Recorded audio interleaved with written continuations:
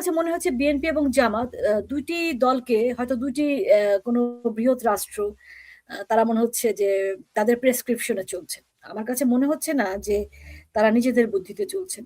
যদি হয় বিএনপি মানে এত পুরনো একটি রাজনৈতিক দল, এতবার ক্ষমতায় থেকেছে। তারপর তারা কিভাবে করে বিশ্বাস করতে পারছে যে সত্যি ভালো একটা নির্বাচন হবে? মানুষ যেই নির্বাচনে ভোট দিয়ে তাদের প্রতিনিধি নির্বাচিত করতে পারবে। বিএনপি এখনো কিভাবে সেই ভরসাটা রাখছে? মানে এখানে তার রাজনৈতিক দর্শনটা কি বলে মনে হয়? আওয়ামী লীগের চোখে যদি দেখি। আমার কাছে মনে হচ্ছে যে তাদের আসলে আর কিছু করার উপায় নেই। এরকম একটা অবস্থান আমরা দেখতে পাচ্ছি যে কারণ আপনি দেখেন না যে চেঞ্জ হওয়ার যে প্রবণতাটা, হ্যাঁ? কোন একটা জায়গায় কিন্তু স্থির থাকতে পারছেন না। আ সেই চেঞ্জ হওয়ার একটা বিষয় এখন একটা বলছেন, একটু পরে আরেকটা বলছেন এরকম। ওই যে বললাম যে তারা তাদের মতো করে আমার কাছে মনে হচ্ছে বিএনপি এবং জামাত ২ টি দলকে হয়তো ২ টি কোনো বৃহৎ রাষ্ট্র তারা মনে হচ্ছে যে তাদের প্রেসক্রিপশন এ চলছে। আমার কাছে মনে হচ্ছে না যে তারা নিজেদের বুদ্ধিতে চলছেন। মোহাম্মদ ইউনূসেরটা তো আমরা জানি।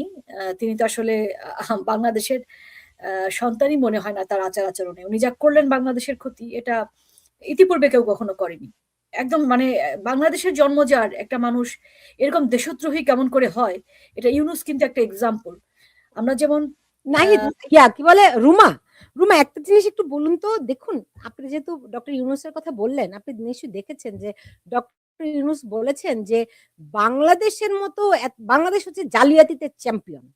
তো উনার কথাটা শুনে অনেকে অনেক রকম প্রতিক্রিয়া দেখিয়েছে। কিন্তু আমার মনে হয়েছে, আমার মনে যে প্রশ্নটা এসেছে, তার সঙ্গে কেউ জালিয়াতি করেছে, হ্যাঁ?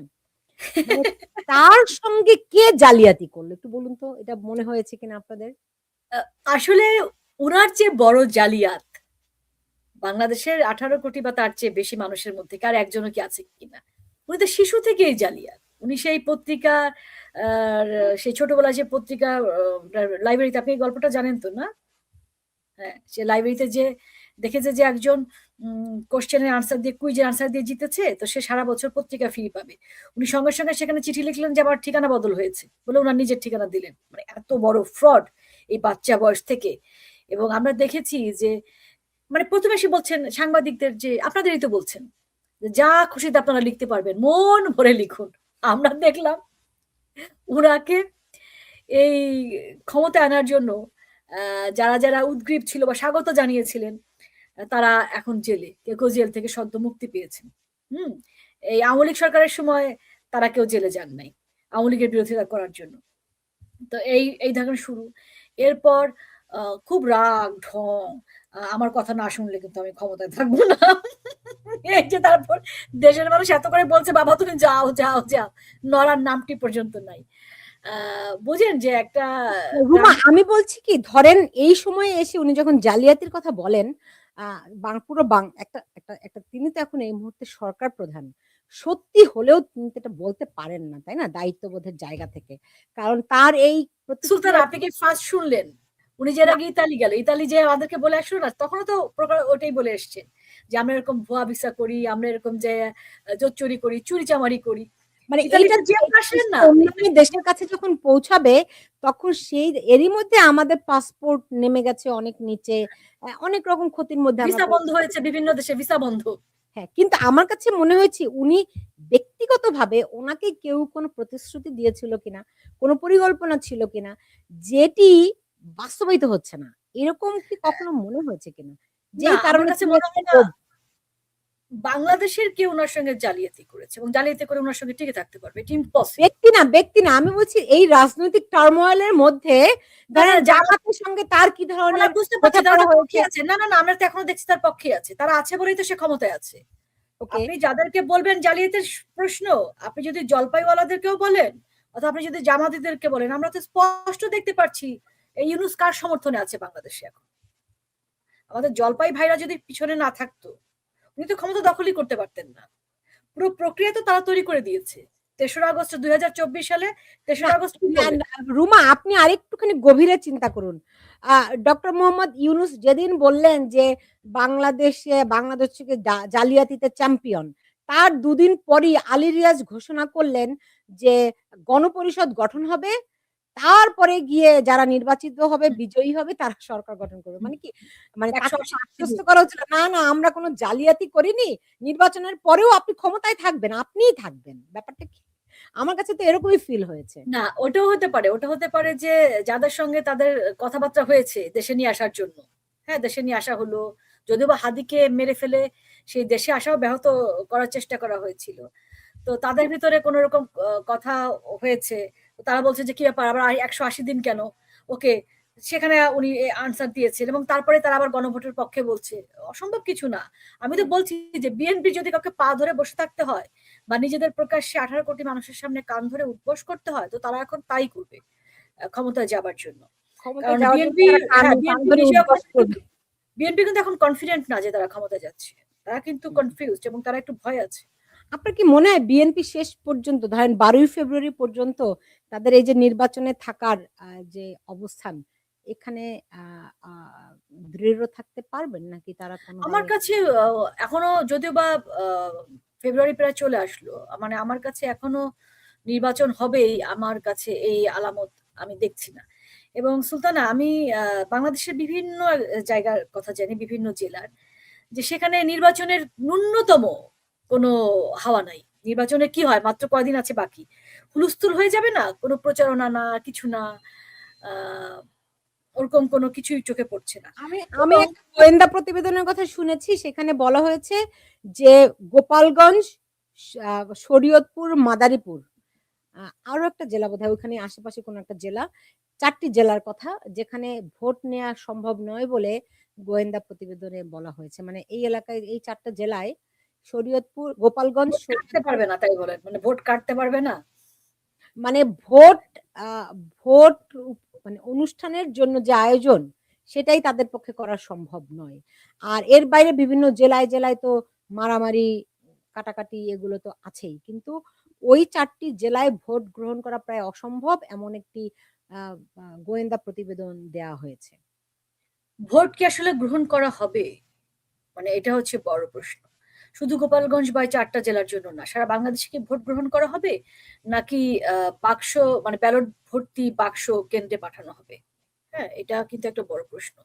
আর আদৌ নির্বাচন হবে কিনা? কারণ ইউনূস যেই চরিত্র তার বা এই আলী রিয়াজরা তারা খুব ভালো করেই জানে যে এই ক্ষমতার দণ্ড তাদের হাতে না থাকলে তারা কি হবে রাস্তাঘাটে এই ইউএসএ আসলেও আমরা তো দেখেছি যখন ইউনূস তার পরিষদ আসলো কিভাবে ডিম-টিম ছোড়াছুড়ি হয়েছে। মানে এতটা ঘৃণা, সে ঘৃণা তো কমে নাই। কমার মতো কোনো কাজ তারা করে নাই। ঘৃণা দিনে, দিনে বাড়ছে। তো তারা যতদিন পারে এই কারণে কিন্তু শুধু আমি না, দেশের অনেক মানুষই কনফিউজড যে আদৌ আসলে নির্বাচন হবে কিনা। হাদির মতো করে আর কাউকে কোন হাদি তৈরি করা হবে কিনা? নতুন কোন হাদি টার্গেট করে তৈরি করা হবে কিনা নির্বাচনটাকে বানচাল করার জন্য। এটাও কিন্তু আমার মনে হচ্ছে। এবং রুমা, এমনিতে এমনিতে দেখতে পাচ্ছি যে আওয়ামী লীগের ভোটাররা কাকে ভোট দিবে। বিএনপি এবং জামায়াত আওয়ামী লীগের বিএন ভোটাররা ভোট কেন্দ্রে যাবেন। আমি বলি সুলতানা, আওয়ামী লীগের কথা বলছেন কেন? এখানে শুধু আওয়ামী লীগ কি একাই শুধু দেশপ্রেমিক? দেশ রক্ষার দায়িত্ব শুধুই কি আওয়ামী লীগের? ১৯৭১ এর স্বাধীনতা মুক্তিযুদ্ধে নেতৃত্ব দিয়েছিলেন। ফাইন। ৯ মাসে দেশ স্বাধীন হয়েছে। ভারত আমাদের সাথে ছিল। কিন্তু এখন আপনি চিন্তা করেন যে, যে পরিমাণ অত্যাচার, অবিচার, খুন-খারাবি আওয়ামী লীগের নেতাকর্মীর উপর করা হয়েছে, সেখানে সচেতন দেশবাসী বা সচেতন মানুষ হিসেবে যারা যখন লাল হয়েছিলেন এখন কনফিউজড বুঝতে পেরেছেন, তাদেরকে কিন্তু আমরা ওভাবে এগিয়ে আসতে দেখিনি। এখনো অনেকের মুখে কলুপ এঁটে আছেন। হ্যাঁ, এই আমার আপনার বান্ধবী সামিনা লুৎফা একটু গোস্সা হয়েছেন তাদেরকে বেশ্যা বলার জন্য। হ্যাঁ, একটু দেখলাম। আ তো উনি একটা মন্তব্য করেছেন আপনি হয়তো জানেন যে আমি সরি, তাদেরকে আমি আমার আর বন্ধু বলে স্বীকার করি না। তো আপনি তাদেরকে আমার আর বান্ধবী বলবেন না। ঢাকা বিশ্ববিদ্যালয়ের পড়ুয়া ছাত্রীরা যদি ওটা হয়, তাহলে শিক্ষক যারা আছেন তারা তার মাসি। ব্যাপারটা তো ওরকমই। তো এই মাসির যারা তাদেরকে বলছে, তাদেরকে তো উনারাই আদর আপ্যায়ন করে বাংলাদেশের রাষ্ট্র ক্ষমতায় বসিয়েছেন। আচ্ছা, তো তারপরে আসি যে শুধু আওয়ামী লীগ না, যেকোনো সচেতন মানুষ যার ভেতরে ন্যূনতম দেশপ্রেম আছে এবং যিনি মনে করেন ২৪ সালের ৫ই আগস্টের পর থেকে বাংলাদেশে যা কিছু ঘটে চলেছে সেটি অন্যায়। সেটি দুর্নীতি, মহাদুর্নীতি। যা কিছু ভালো না। তাহলে কিন্তু তাকে অবশ্যই ভোট কেন্দ্রে যাওয়া থেকে বিরত থাকতে হবে। কারণ এই ভোট যদি হয়, এই ভোট হবে হচ্ছে সে অন্যায়টাকে বৈধতা দেয়া। একজন সচেতন নাগরিক হিসেবে আপনার কি সেটা উচিত হবে কিনা? সবাইকে কিন্তু লাঠি হাতে যুদ্ধ করতে হয় না, অস্ত্র হাতে যুদ্ধ করতে হয় না। যুদ্ধে অংশগ্রহণের আরো অনেক ধরনের প্রক্রিয়া থাকে। জি। এখন একটা বড় প্রক্রিয়া আপনার হাতে এসে পড়েছে এবং খুবই সহজ। আপনার একটুও পরিশ্রম করতে হবে না। আপনি ভোট কেন্দ্রে যাবেন না। That's it. আপনি বাড়িতে বসে থাকুন। রুমা, এর আগে আমরা দেখেছিলাম আওয়ামী লীগ একটি কর্মসূচি দিয়েছিল, লকডাউন কর্মসূচি। সেটি কিন্তু বেশ সফল হয়েছে, কারণ সেটাও এরকম বিনা পরিশ্রমে, বিনা ঝুঁকিতে কর্মসূচিটি ছিল। মানুষ ঘর থেকে বের হয়নি। একটা জবাব তারা দিয়ে দিয়েছিল। তো এরকম জবাব বাংলাদেশের মানুষ এবারও দেবে। আপনারা কি সেই প্রত্যাশা রাখেন? আমি তো আমি রাখি এই কারণেই যে মানুষ কিন্তু এখন বুঝতে পেরেছে। হ্যাঁ, ওইভাবে ভয়েস রেজ করছে না অনেকে। কিন্তু অনেকে আবার ভয়েস রেজ করতে শুরু করেছে। আমরা আ ৫ আগস্ট, ১০ আগস্ট, ১৫ আগস্টও যাদেরকে দেখেছি ইউনুসকে স্বাগত জানিয়েছেন। এই যে আমি যদি আনিস আলমগীরের কথা বলি, আমি যদি মনজুর হাসান পান্না ভাইয়ের কথা বলি, আমি যদি সেই আ আমাদের মানে আরো মাসুদ ভাইদের কথা বলি বা আর বাকি যারা আছেন প্রত্যেকেই তো হ্যাঁ, হ্যাঁ, মাসুদ কামাল। প্রত্যেকেই তো স্বাগত জানিয়েছিলেন। তো তারা কিন্তু বুঝতে পেরেছেন এবং অনবরত ইউনূসের এই অবৈধ সরকারের সমালোচনা করে চলেছেন। জেল পর্যন্ত খেটে এসেছেন। জেল খেটে এসেও কিন্তু বিরত হন নাই। কারাভোগ করার পরেও তাদেরকে নিবৃত রাখা যায় নাই। তো এই মানুষগুলো কথা বলছেন, বাকিরা নন কেন? বাকিদেরও কথা বলতে হবে। এখানে লজ্জার কিছু নাই। আমরা তো ভুল করতেই পারি। আমি বুঝতে পেরেছি। আরেকটা জিনিস আমি শেষ করব। সময় প্রায় দ্রুত শেষ হয়ে আসছে। সেটি হচ্ছে আওয়ামী লীগ আসলে কি করছে? তাদের ধরেন, ঠিক আছে, এই সরকার মানে সীমাহীন অন্যায়, আ দুর্নীতি, অপরাধ তারা করেছে। সেই অপরাধ বাংলাদেশের মানুষের সঙ্গে করেছে, বাংলাদেশ রাষ্ট্রের সঙ্গে করেছে। আওয়ামী লীগের কি নিজেদের কোনো সংশোধনী আছে কিনা? সংশোধনী বলতে আ আ ধরেন ২৪ এ তারা কি করেছে? তাদের এই, এই আন্দোলন মোকাবেলায় তাদের দূরদর্শিতার ঘাটতি ছিল যেগুলো, হুম, হুম, হুম, হুম। বুঝতে পেরেছে কিনা? তাদের ভেতরে থেকে জামায়াত যে এত বড় ডালপালা প্রসারিত করে শাখা-প্রশাখা বাড়িয়েছে, একেকটা মহিরুহ হয়েছে এবং তার পেছনে আওয়ামী লীগের নেতাদের, মন্ত্রীদের, বড়, বড় নেতাদের যে মদত ছিল, পৃষ্ঠপোষকতা ছিল, সেই জায়গাগুলো কি আওয়ামী লীগ চিহ্নিত করতে পেরেছে? আওয়ামী লীগ একটা গণমানুষের দল।